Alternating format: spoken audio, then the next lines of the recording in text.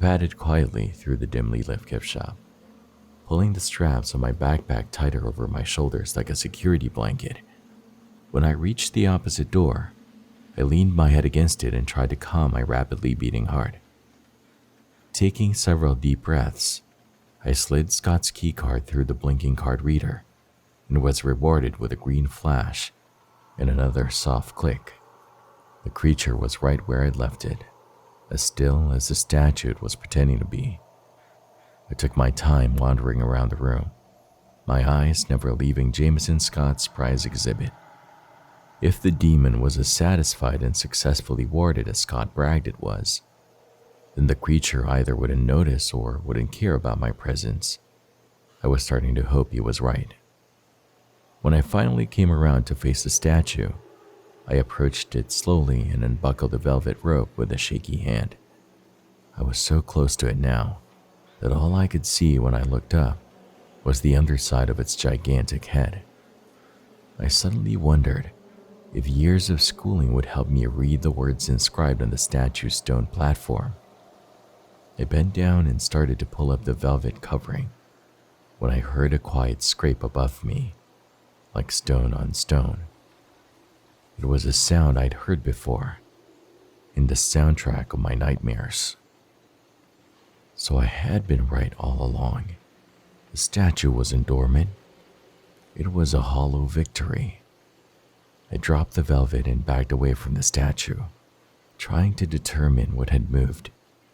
Nothing had changed to my naked eye, but I know what I heard. Bumping against the back wall, I decided to play a wild card. I needed it to move perceptibly if I wanted proof that the thing was still dangerous. I turned away from the demon and faced the wall, using an arm to brace myself. I couldn't believe I was doing this. I pushed my chips all in. "Do you really think I'm scared of you after all these years?" I asked quietly, my voice echoing around the room like a gunshot. "You're just a piece of rock now, harmless to me." I held my breath and waited. Nothing. Feeling both disappointed and relieved, I sighed and turned around, dropping the keycard as well as my jaw. Though it hadn't made a sound, the statue was now not only facing me, but leaning out, as far off its stone platform as it could. Its mouth was open, and almost imperceptibly growing wider by the second. "You can't leave your platform," I breathed, as much to myself as the creature. My whole body was shaking, and I was quietly backing up, slowly to the door. I'd gotten what I'd come for. Now it was time to leave. It happened in the breath of a second. There was a sudden crack as the demon's tail whipped through the air behind it from one side to the other, as though it were not made of stone, but of flesh and blood. The glass encasing it on either side shattered.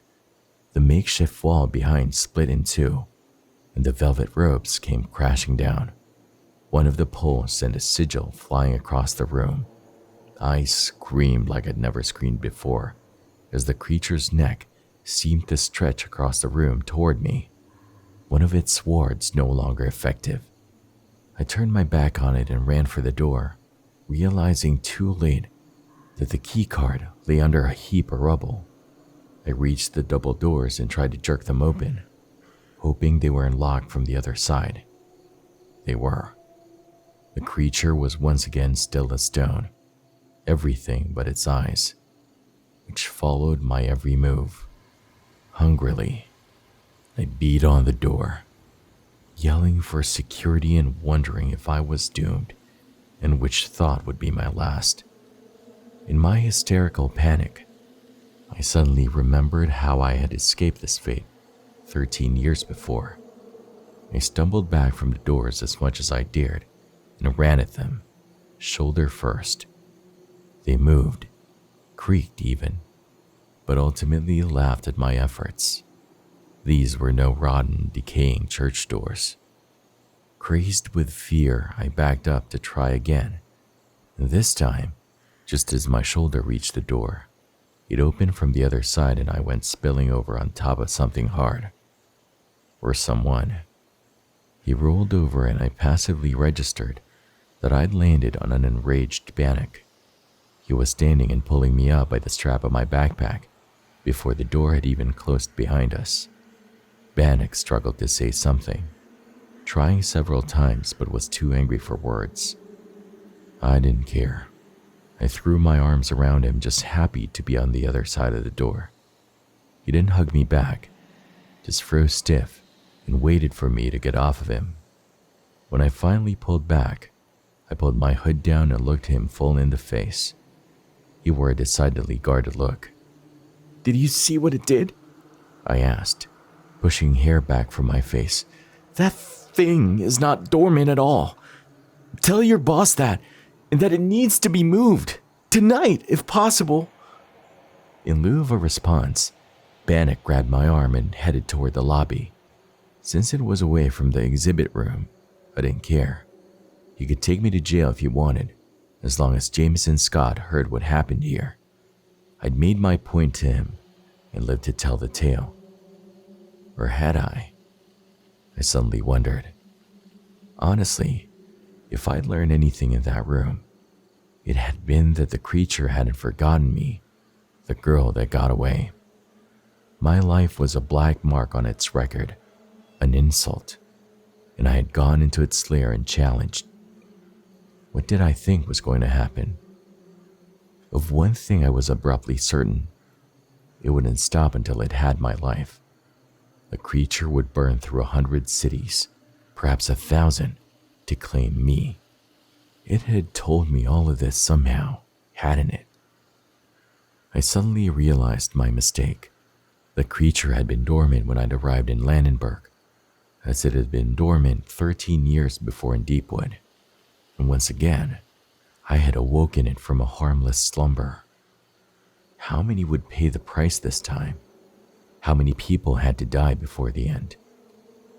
Finally understanding the true cost of my arrogance, I let out a muffled cry and faltered, wondering with revulsion if perhaps I should just go back and face my fate. "Wait," I coughed, trying to pry the guard's fingers from my arm. Bannock suddenly spun me around and pinned me against the wall, his arms braced on either side of my head. My eyes snapped up at him in shock, and I recoiled from what I saw there. "What the are you doing here?" I was just... "Why did you come back, Katie? After all these years?" My objection died in my throat, but it couldn't be. It was impossible, and yet, somehow it was. My legs gave out under me, but Jamie caught me on the way down. He was older than he should have been, and stronger than I'd ever thought the skinny kid from Middlesbrough could be. But his eyes hadn't changed, and it was Jamie all the same.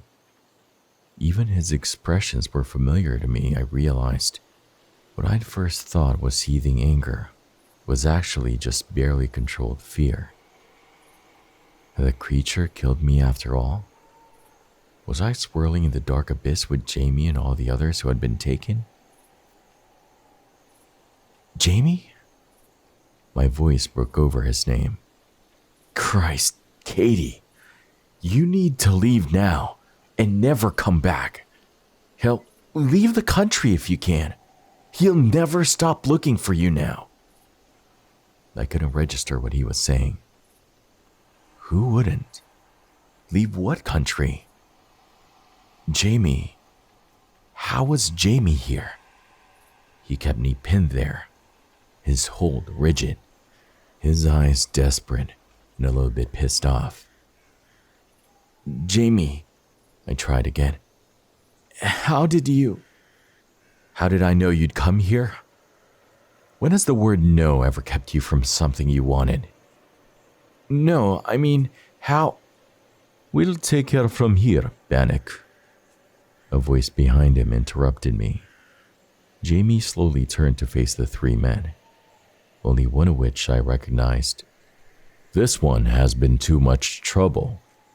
I want her gone," Jamie returned with ice in his voice. "Mr. Scott says we're not to take orders from you anymore, Bannock. Give her here." Jamie suddenly pushed me out of the way, and I went sliding across the floor. The wind knocked out of me. A rushing filled my ears as I tried desperately to catch my breath. When my hearing came back, Jamie was yelling at me, "Go!" I looked back to see the two men down and Jamie struggling with a third. My sneakers struggled for purchase on the slick marble floor, and when they finally found it, I was up and running toward the lobby on the wings of adrenaline. I suddenly heard a sound, like a book slamming onto a table. I spun around just as Jamie went down, clutching his shoulder. He fell on top of the man he'd been struggling with, who was now unconscious. Blood began to drip over his fingers, and I went sliding across the floor as I tried to stop to double back for him. Jamie started to say something but passed out mid-sentence. His hand dropped from his shoulder and thin tendrils of blood began to race each other down his chest. "Well, now that is impressive." Jameson Scott stepped forward from where he'd been leaning against the door. "And I'm not impressed by much in my age." I stumbled over to Jamie, but Scott stopped me with a single click of his gun. He walked over and rested a foot on Jamie's chest. I froze where I was. "Saw you take my keycard, you know. You played the role perfectly. In fact, everything went according to plan, except for him." Scott kicked Jamie in the ribs, but he didn't make a sound. "What do you want?" I spat. "Your name came up. I want you to die." "Why?" Scott gave a pretentious scoff.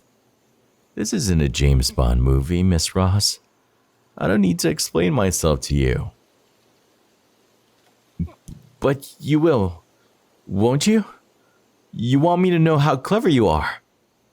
I was playing with fire, but why not? We were far beyond caution now. You're quite bright. There might have been a place for you on my staff, if things had been different." "Don't flatter yourself. Why then? Why are you giving a demon what it wants? Didn't it kill someone you loved?" "My daughter, actually. And why? It's my gift to a world I was born too late into. You know, I was 50 by the time the internet was invented." 50? What sad irony then, that I was a technological genius. Oh, but the universe does love its sick jokes. Do you realize I've single-handedly guided the history of modern technology? It's true, but I reached my 70s, and then my 80s, and my vision began to fail. My hands would shake, and I'd forget coding. I could barely manage to read at one point. I'd made millions, but I hadn't even started. I decided the world couldn't afford to lose me yet. So I tracked down every piece of ancient lore I could that may help me reclaim my youth. Most of it was rubbish, of course, but I was desperate. I'd almost given up. Until Metaxas found me. I knew what he was as soon as I saw him. So I bought him and warded him using the sigils I'd read about in ancient text. Of course, there was an expensive trial and error period. Many of my staff were killed in the process, but eventually, we discovered the right sigils. The first thing I did was track down the man whose name was etched into the granite at Metaxas' feet.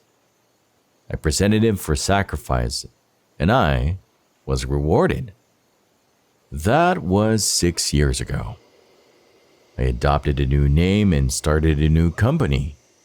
All was going well until your name came up about 4 years ago. It really stumped me because Metaxas only desires those who are connected to him somehow. I didn't know who you were, and you're far from the only Caitlin Ross in the world. I did try several others. Metaraxis would take them, for certain. But the name never changed. I was getting desperate. So you can imagine how happy I am that you showed up on my doorstep. God is telling me that he approves of my methods and that I must stay alive for the good of humanity. My company is in the middle of revolutionizing surgical robotics, for Christ's sake. I will take a few lives to save 1,000,000. Furious at his arrogance, I struggled to keep my voice level. Don't lie to yourself, Scott. You're no hero, just an old man afraid to die. No, Caitlin. I'm just a man refusing to grow old. What can I say? I'm determined and resilient. I want to be young until the day I die. That's not resilience. That's vanity. Vanity is what you're buying with my life. There's always a price for social change, Miss Ross. And today, the cost is you. Oh, but you look upset. Don't be afraid of death, my dear. Not for such a worthy cause. I'm not afraid of death, and I don't care about your diabolical plan. I just want you to get to the goddamn point. Jamie's breathing was growing shallow, and my voice dripped with animosity. As you wish. Scott nodded at something behind me, and then there was darkness. When I woke, I was lying on a cold marble floor. My brown mess of hair fanned out underneath me, stiff with dried blood and my wrists bound. I sat up slowly and tried to brush the hair out of my eyes. I knew where I was. There was no point in turning around to see it, but I did anyway. It wasn't the fact that my name was engraved at the base of the statue that the velvet cloth had covered. It wasn't the wards, which had been moved from the demon's feet to the doors and walls of the room. It wasn't even the fact that the demon's head was turned as to be looking directly down at me. No. What terrified me most in that room was the man leaning against the wall, hands bound behind his back, as condemned to death as I was. The blood on his chest had dried, and he was awake, his eyes only partly open, watching me with an unreadable expression. You look like shit, Jamie, I said matter-of-factly as I pulled myself up to lean against the base of the statue, the only thing nearby. I've been busy, he said, his mouth curling up into a sarcastic smile. I'm sorry I killed you. Again. I tried to smile back, if only to keep the tears at bay. Nah. We'll survive this. I admire your optimism, but look around. I rested my elbows on my knees and sunk my head into my arms. I lived through it once before, didn't I? Yeah. About that. How? About after a week you left, things started disappearing around town. People, buildings, even roads. No one remembered them but me. And one day, I woke up in an empty house. My dad and my brother were gone. So, I fled to the only place I knew was safe. The damn church. Jamie shrugged. I figured it was the one place the demon would never go. I don't know how long I lived there, but it felt like years. I slept at the church and traveled to nearby towns to steal what I needed to live. Then one day, the towns were gone. All of them. As he spoke, I watched him, memorizing every detail of his face. Even when I was nothing, I hoped something was left of me, a little piece that would remember him. So I decided to find the thing. My dad was gone, my mom didn't remember me, and the only person who knew who I was lived 1,000 miles away. So I went from town to town until I found it. It was just there, standing in the center of town. Nobody even thought it was weird. I was a pro at drawing sigils by then, since I'd spent so much time at Deepwood, and sigils have to be perfect to work. So I tried to ward it. It would take a little while, but the statue always managed to break them. I'd find it a little further from its base every night. People didn't even seem to notice the statue had moved. What they did notice, however, was some kid loitering around their town. Since I looked older, and the town was getting wary of me anyway, I joined the local police force and spent my nights on patrol downtown, keeping an eye on the thing, reapplying sigils. Occasionally, I would wake up outside and I'd know my wards had finally failed. Then I'd have to track it to a new town and start all over. Why didn't it just kill you? I asked myself that until a few years ago, when your name came up. I think it needed me to find you. Ironically, in the end, it didn't need me at all. You came anyway. I thought about that and wondered for the first time if I actually had come back to prove myself sane. Had I really intended to kill it? Or prove I'd been right? Or had it actually been about Jamie all along? It took a long time. And a lot of towns, he continued. But I finally figured out what I was doing wrong. A sigil will slow it down. But in order to stop it, the war needs to be blessed. And not just by anyone, by the second son of a Roman Catholic, preferably from Assisi, Italy, or at least near the region. Don't ask me how I figured that out. So, what happened to your second son from Assisi, Italy? He disappeared. Shit.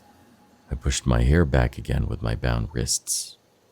Yeah, by that point I was a sheriff and I'd been a city over. I came back to town to find my exit missing. The statue was gone. And that's when Jameson Scott got a hold of it. And that's why you were protecting him. You think I was protecting him? No. He was transparent about his intentions from the start. I applied to be honest detail but was denied. No name, no experience. I only got on because I was able to take out all of his bodyguards in a sort of hand-to-hand combat trial. Guess all those trips through the police academy finally paid off.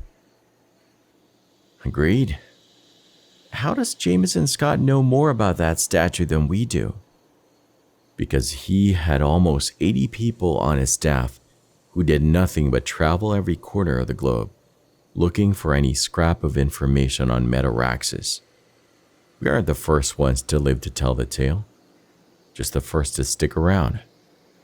I did all I could to keep people away from that thing. A name would be engraved on it one day, and a new name the next. It took me a long time to figure out what he was doing. And by then, your name had come up. He's become obsessed with you, and I damned sure wasn't going to let him find you.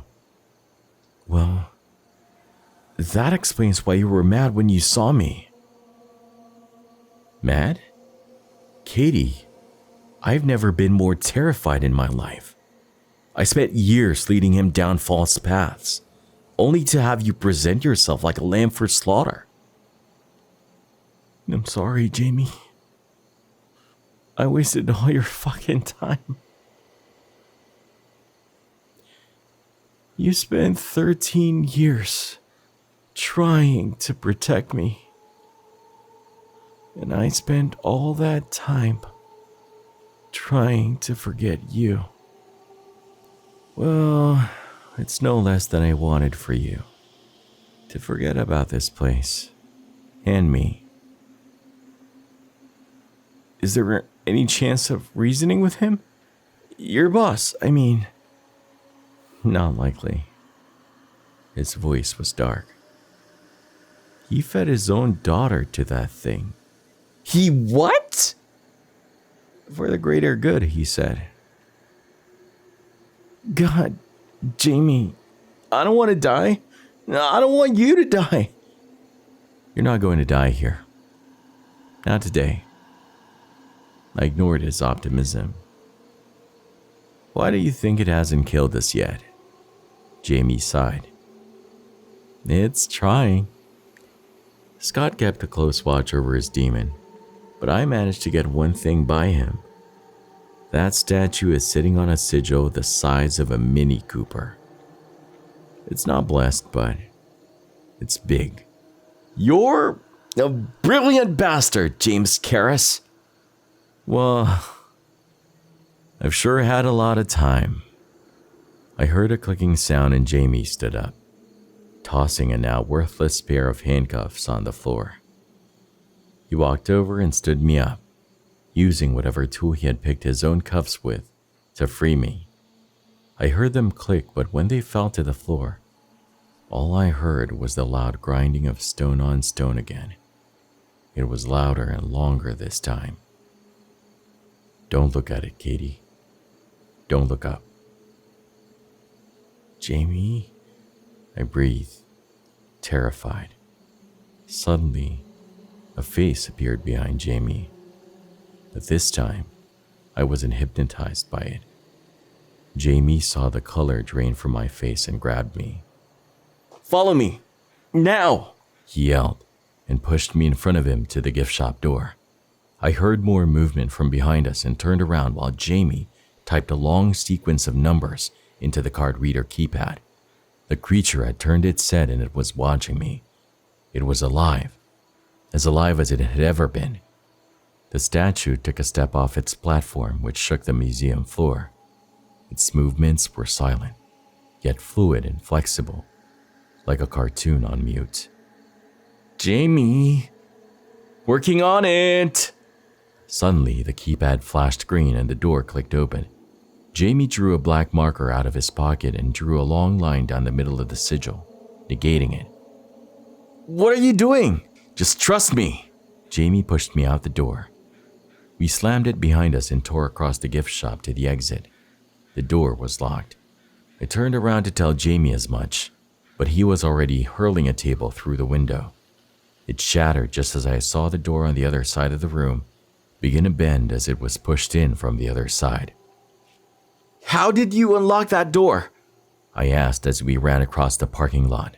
Scott isn't the only one who's good with programming, Jamie yelled back. I followed him to a black Jeep sitting at the edge of the parking lot. We jumped in just as a loud bang echoed across the asphalt. God only knew what it meant. Jamie shoved his keys in the ignition and turned the car over. The beginning chords to Highway to Hell blasted from the speakers. Why not? I shrugged as I turned it up. Jamie nodded and peeled out of the parking lot. We tore through town like the devil himself was chasing us, which wasn't far from the truth. It was early, the first rays of sunlight streaming through the trees as we hit the highway. We hadn't gone more than 5 miles when a white SUV appeared behind us. It followed at a considerable distance. Why aren't they overtaking us? Because this is what he wants. Scott knows where we're going. Where are we going? Deepwood. Fuck, I said as I leaned back in the chair, but I trusted Jamie so I didn't object. Won't it take the creature days to make it there? I asked, eyeing Jamie's speedometer, which was a 90. It doesn't always move like that. It sometimes travels on another plane. I can't explain it. Everything changes and warps around that thing, even time. That's why I'm about 8 years older than I should be. He suddenly whipped off the road and headed for the tree line. The truck behind us did the same, and we maneuvered randomly through the trees, though I figured Jamie knew where we were going. I held on for dear life and watched him expertly navigate the almost hostile terrain or down trees and deep ditches. How far? I asked after 10 minutes. 6 miles, but you know how time is out here. Did I ever? 4 minutes, yet somehow 6 miles later we bumped over a set of railroad tracks and arrived at the damn church, which looked smaller and more impotent than it did in my nightmares. The front door opened easily this time, and I gave an involuntary shudder when I saw the Jesus statue, looking more judgmental now than ever before. The trapdoor was open. You lived here for years, and you never closed the trapdoor? Believe me, I tried. Jamie grabbed my hand and guided me to the hole in the floor. We have to go down there. Fuck no! I snatched my hand away. It's the only way this will end, Katie. You've gotta be kidding me, I muttered as I took the first reluctant step down. Wait, I suddenly stopped. You said it wouldn't ever come back here. It would for you. Jamie followed behind me and took the stairs down, one shaky step at a time, flashlight in hand. I didn't see it until right before we reached the bottom. The demon was already here waiting for us. It stood in the same position we'd first found him in 13 years before, though this time, its face was not stone. The demon's eyes swept across the room in a wide arc. His tail was wrapped around the bottom of the staircase. If he was already down here, why couldn't we stay up there? I whispered. He wasn't. There were no wards to protect us now, and nowhere to run. I couldn't help thinking this was a bad plan. Well, he's here now, so let's go. We can't, Katie. If we leave now, he will too.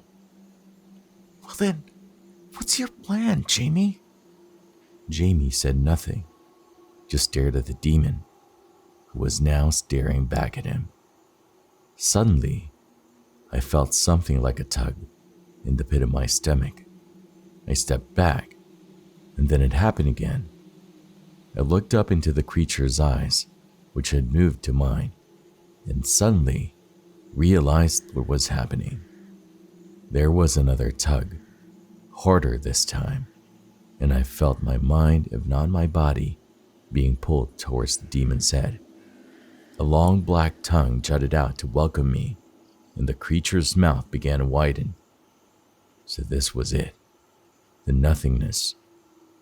The demon's mouth was so wide I could have simply walked into it if I had a body. The blackness started to close in on all sides, creating a sort of tunnel vision. And then, in a violent jolt, I was snapped back into my body, a perfect sigil drawn on my chest in black marker.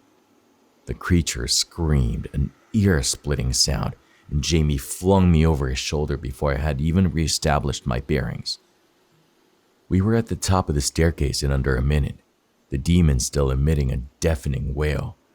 I'm sorry, he yelled. I was sure it would come for me first. We burst into the nave, and Jamie, seeing our company before I did, pushed me across the altar toward the crucifixion, which I took out as I fell. I scrambled back, kicking it away from me as I did. By the time I looked up, Jameson Scott was standing in front of the trapdoor, a gun to Jamie's head. His men hung back but looked eager to get involved at a word from their boss. Get back down there, Miss Ross. Fuck you! My last word was drowned out by a loud cracking sound that echoed through the little church as the spiral staircase came crashing down below. Katie, Jamie caught a knee to the ribs, a few which I was pretty sure were already broken. I scrambled back further. There's no staircase now. There's no way to get down there. Sure there is. Scott sneered.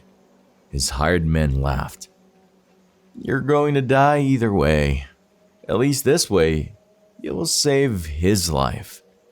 Mataraxis is trapped down there for the time being, so it's to the cellar you must go. Perhaps you shouldn't have injured him by breaking his bond mid-feed. Kitty, Jamie growled. don't be fucking stupid. Just run. Fuck no, Jamie. I didn't leave you in this place then. I won't now. It was time to pay my dues. I stood up to walk to the edge of the trapdoor. Perhaps if fate was kind, I would die when I hit the floor 30 feet below. I looked up at Jamie, intending my last words to be for him. I knew the moment he realized that intent. Jamie jerked his body forward and threw himself and Scott into the dark hole between us. No! I screamed as Scott's men scattered out the door. I skid over to the side of the hole, tripping over the small statue on the way. I'm here, Came a pained groan from Jamie, who was just barely clutching onto the side. Thanking every deity I knew of, I pulled him out of the hole and back into the nave. His wound was bleeding fresh blood, and I knew he didn't have much time. I laid him on his back as he started to slip in unconsciousness, applying pressure to his shoulder. A moan came from the trapdoor beside us. Help me. Please. I'm hurt. So Scott had survived the fall.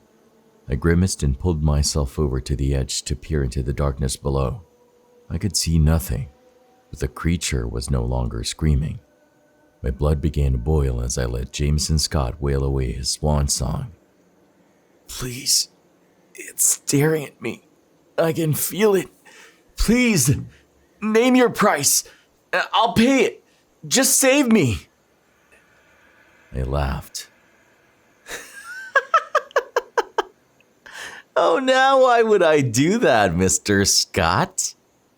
This is what you wanted after all. You get to be young until the day you die. Suddenly, the trapdoor slammed shut, Jamie standing over it, as the entire building began to shake.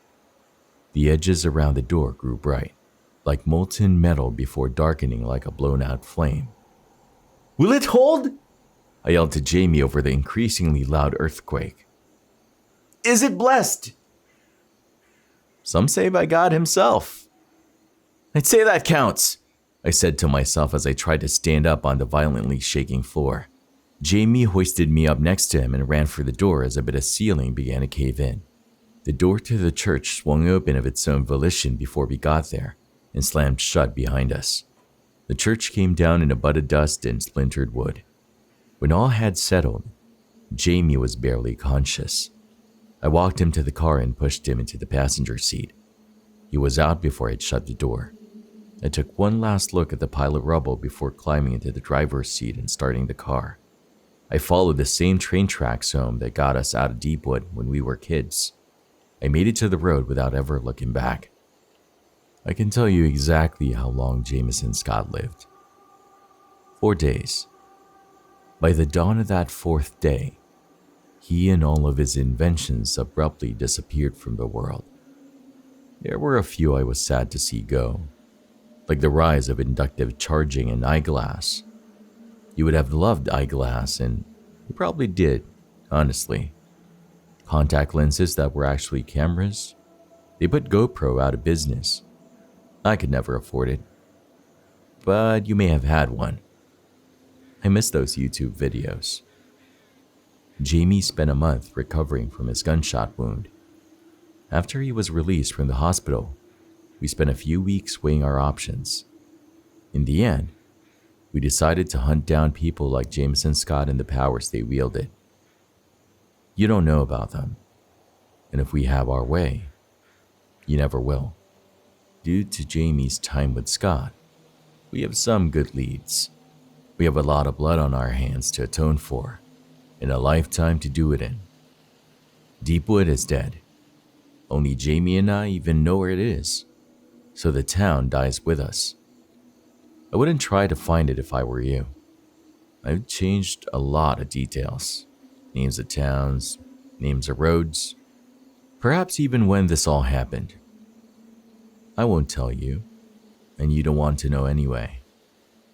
Somewhere out in 100-mile sea of trees and dirt lies the demon's door. It's still there, under a pile of rotting detritus that used to be a small church. The door may be found again someday. It may even be opened. But one thing is for damn sure. It sure as hell won't be because of me.